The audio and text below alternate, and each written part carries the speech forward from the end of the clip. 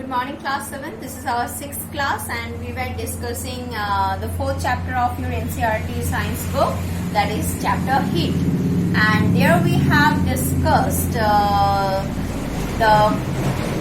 what is heat and what is temperature, what are thermometers, different scales of measuring the temperature, then types of thermometers, and in my last class I have just introduced to you the transfer of heat and its 3 modes. So those 3 modes were conduction, convection and radiation. And I also told you that conduction takes place in solid, whereas convection in fluid. Fluid means anything which can flow, that is it can be solid, it can be liquid or the gases. And the radiation, it is medium independent, that means if the medium is present, that is gas or solid or liquid, then also the from solid to liquid, from the solid to air, and the solid to air or in vacuum, that means it is medium independent. Whether the medium is present or not present, the radiation can take place. Okay, no problem. When I will be giving you the definition, it will be more clear. So at first, for conduction, what we can write? So write down, it is a process of transfer of heat. It is a process of transfer of heat within solid material, where the molecules vibrates at their own place and transfer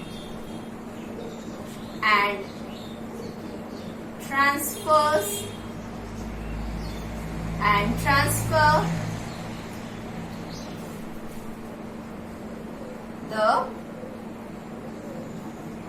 heat energy to their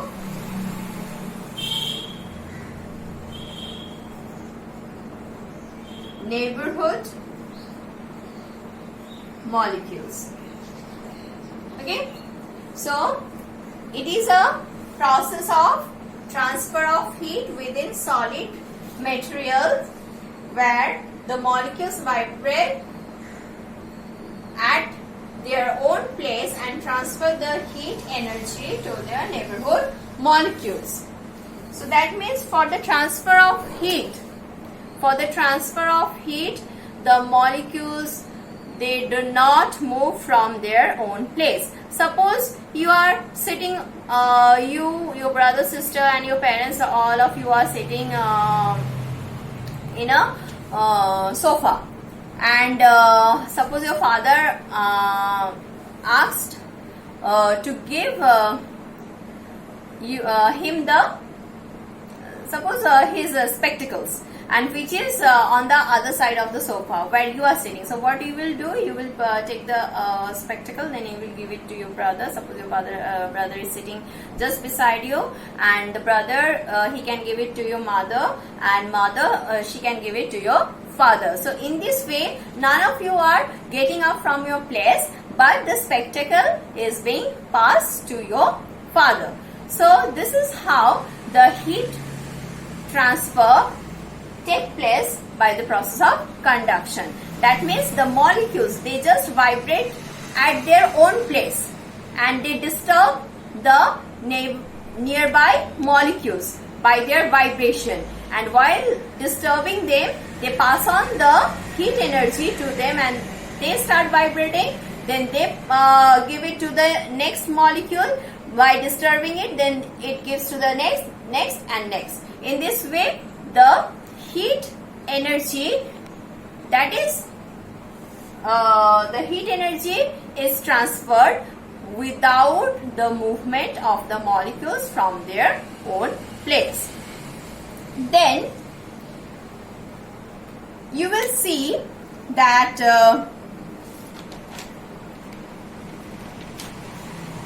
the scenario is different for the convection. What happens in convection? Have you ever seen when your mother keep water in a vessel for boiling? What happens when the water starts boiling? What happens? The water molecules, they vigorously move from their place, and if you will observe it in a activity, it is given. You can see it in your book, page 42, figure 4.9, convection of heat in water. So what they have done, let us read the activity 4.8. Take a round flux, round bottom flux, if the round bottom flux is not available, then you can take any flux. Fill it 2/3 with water, place it on a tripod. Tripod is something which looks like this, which has 3 legs. Tripod is a stand with 3 legs.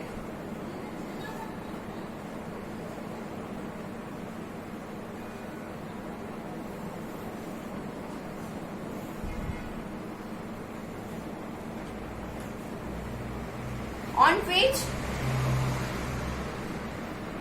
there is a net-like structure, metallic structure, on which you can keep a flux or whatever vessel you have, which is 2/3.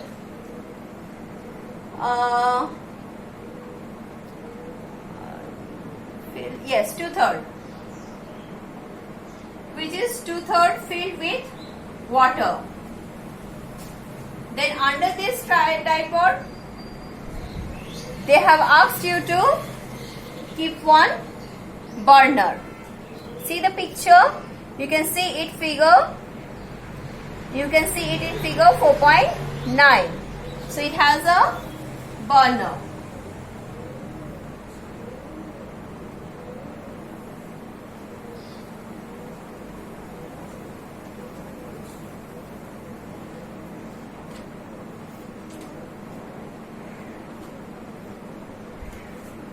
Through which, with the help of that burner, you can heat the water in the flux. So when the water will become hot, or when it will start getting the heat, what you will observe? You will observe that the water molecules which has absorbed the heat, the water molecule which has absorbed the heat, that rises up. Why this thing happens? This thing happens because when some substance gains heat, it expands. When some substance gains heat, it expands and it becomes lighter. So while becoming lighter, it rises up, and the cold water which is away from the heat source, that is at the top of the flux, they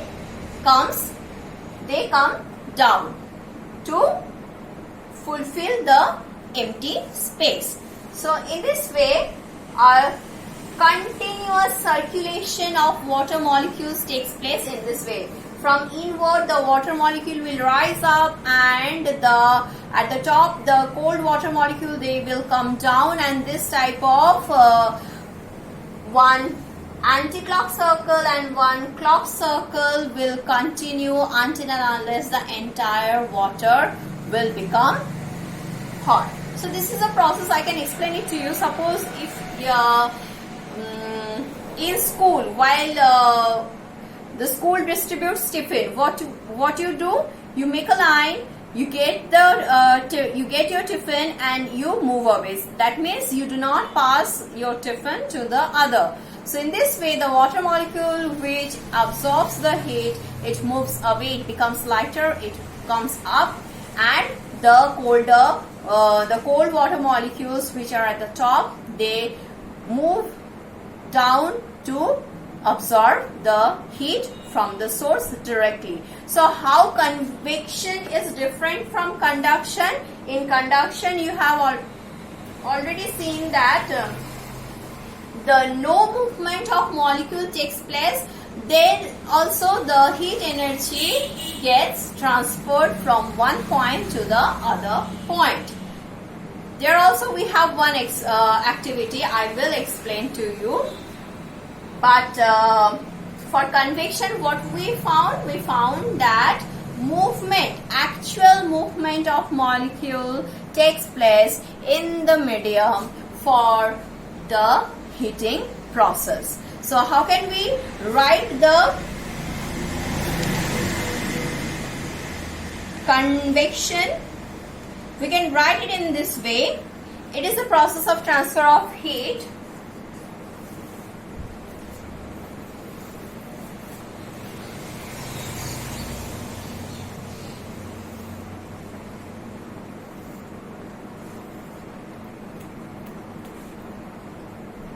It is the process of transfer of heat by actual movement of, just a second,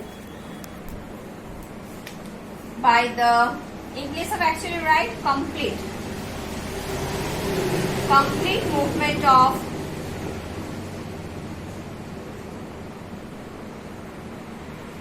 fluid particles,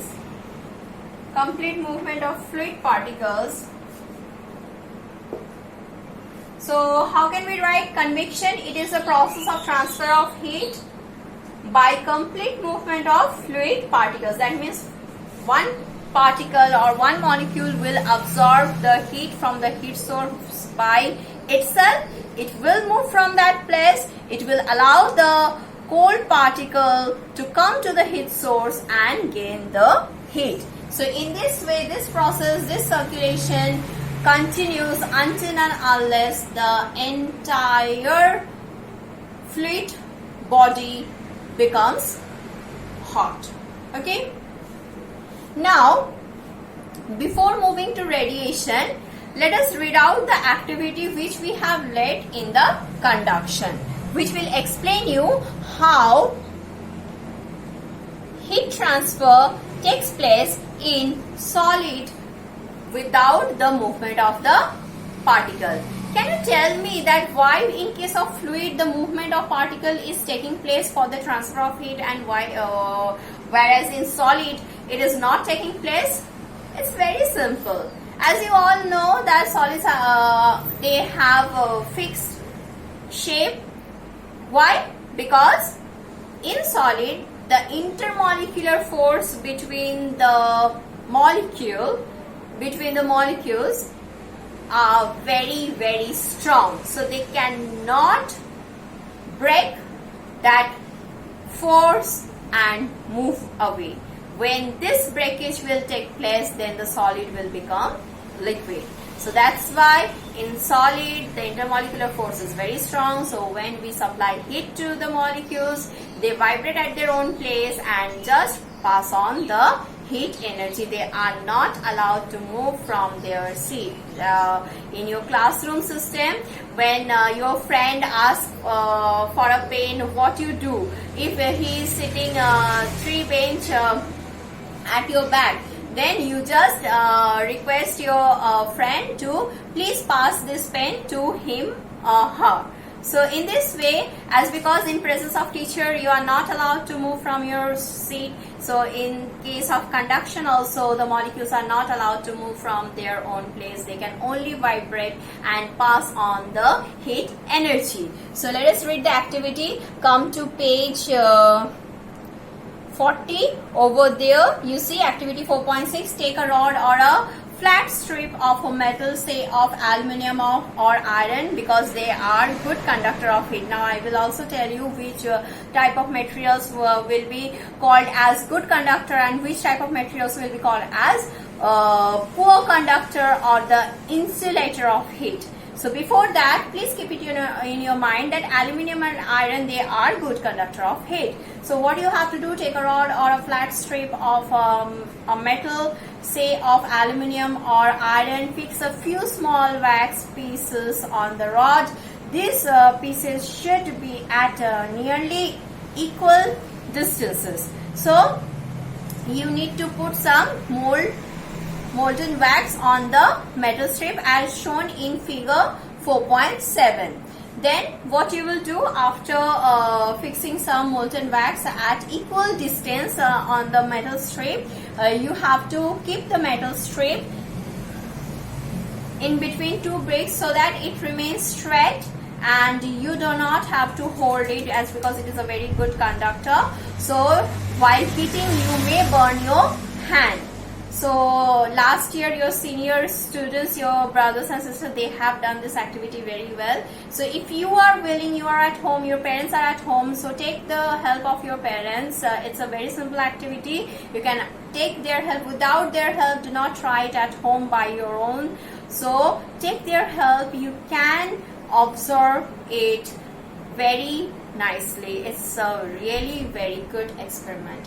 So what you need to do, fix a few small wax pieces on the rod.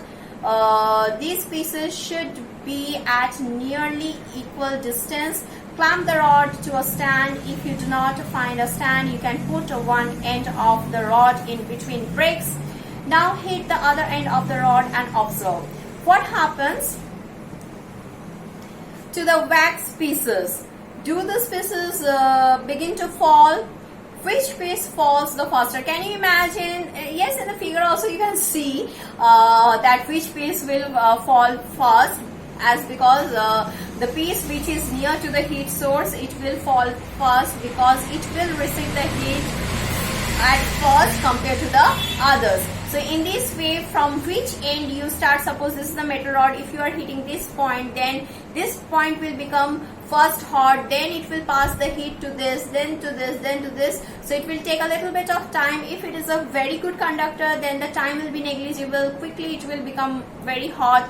But if it is a moderate conductor, so it will take a little bit of time and slowly the heat will come to this end. So while moving, while the energy will move from this point to that point, what will happen?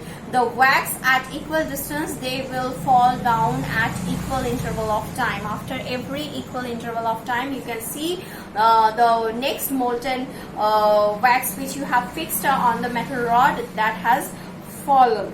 So, do you think that the heat is transferred from the end nearest to the flame to the other end? Yes, of course it is so. The process by which heat is transferred from the hot end to the colder end of an object is known as conduction. So already we have written the definition. What is conduction? It is the mode of transfer of heat. It is a process of transfer of heat within a solid material when the molecules vibrate at their own place and transfer the heat energy to the neighborhood molecules or to the other end of the material. Now, the material which allow, now let me explain it to you that good conductor and bad conductor. So the material which allow heat to pass through them very easily, they are the good conductors because they are allowing the conduction. But the material which do not allow the passage of heat within them easily, or it does not allow completely, it stops, it puts the barrier those are called poor conductor or the bad conductor respectively.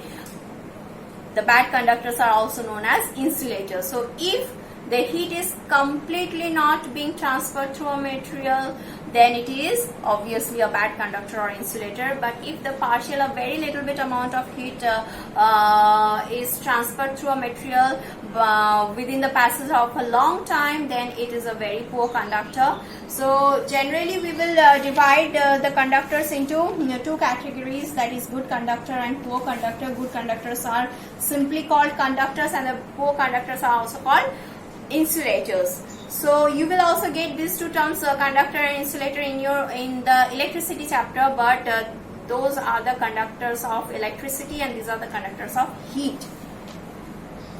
So I have already told you the definition. If any material allows the conduction of heat or the passage of heat through it easily, then it is a good conductor, and if it is not allowing, or if it is not allowing the passage of heat through it easily or completely not allowing, then they are the insulators. Examples already I have told you that all the metals are generally good conductors of heat, just like aluminium, iron and copper. These are all the good conductors, whereas poor conductor or bad conductor or insulators are the plastic, wood, bricks, cloth. So these are generally the poor conductor or bad conductor. That's why you uses the wooden spatula while cooking, because it does not becomes hot, so that you can hold it for a long time. And also you have the handles of utensils, they are made of bad conductors. Okay, so these are the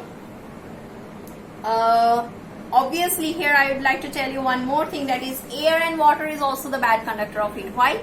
Can you tell me? Because they are not solid, they are fluid. So you can also write air and water, they are bad conductor of heat, because conduction does not take place in air and water, convection takes place in air and water. So the example where we can see convection, those are water, air means any gas, oxygen, nitrogen, whatever you can say.